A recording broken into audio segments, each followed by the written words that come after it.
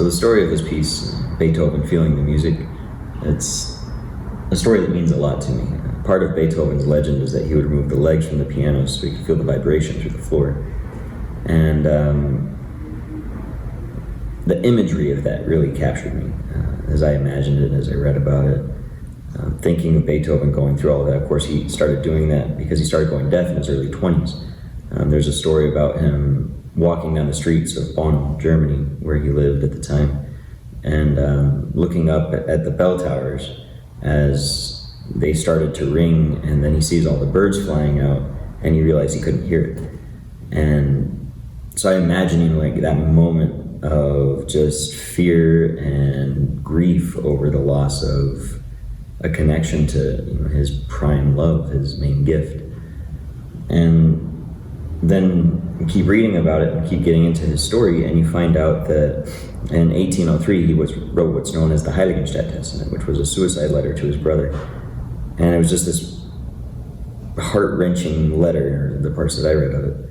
And then he chooses very deliberately to continue living and rolls the letter up, puts it back in his desk, and never sends it. And the only reason we know that it existed is because it was still in his desk when he died decades later.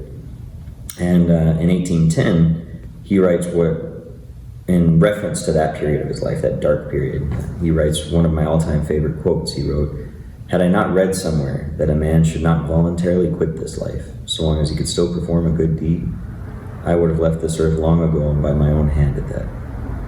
And I can't imagine leaving this world without taking the art God has placed in my soul and putting it to pen for others to hear." And that desire to create, and really the transition in his career where he stopped creating it, I feel like personally, with the desire to get rich or famous or the prestige of it, and really started looking at his gift as a good deed for others. And actually the next piece of music he wrote after the Heiligenstadt Testament in 1803 was the fifth. So to think that if he had pulled the trigger, the fifth, the sixth, all the way to the ninth would be pieces of music that changed the world, they wouldn't have existed. And so it was really a powerful imagery to me, and that's why I sculpted this piece, was to kind of bring us all into that story of Beethoven and bring us into who he was and what his struggles were. And then we get to meditate on the beauty that he created out of those struggles, which really we all can do. One of the things that was impactful for me, I sculpted this live in Santa Fe at the time. And every once in a while somebody would come in and they would be a little bit down on themselves, they'd be a little heartbroken maybe, and you'd hear things like, I'm never going to write a symphony, or I'm never even going to make a sculpture, or I'm not artistic. I wish I was artistic like you guys.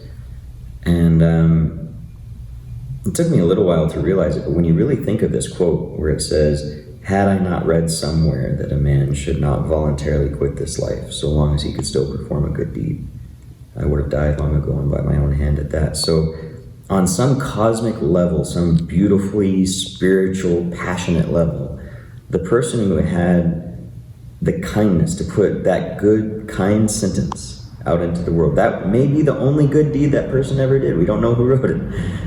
On some cosmic level, that man gets credit for every piece of music Beethoven wrote from the fifth on.